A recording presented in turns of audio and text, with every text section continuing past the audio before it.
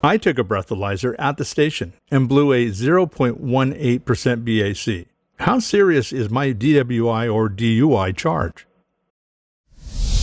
If you blew 0.18% on the breathalyzer at the police station in New York State, you will be charged with aggravated driving while intoxicated or driving under the influence due to the elevated BAC level.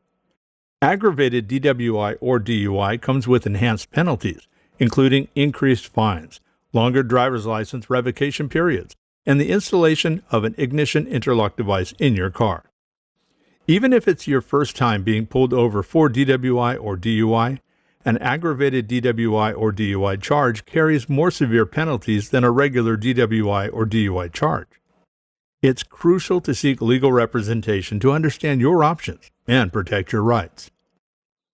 Aggravated DWI classification. Blowing a 0.18 BAC falls under the category of aggravated DWI or DUI in New York State, which carries enhanced penalties compared to a regular DWI or DUI charge. Increased penalties.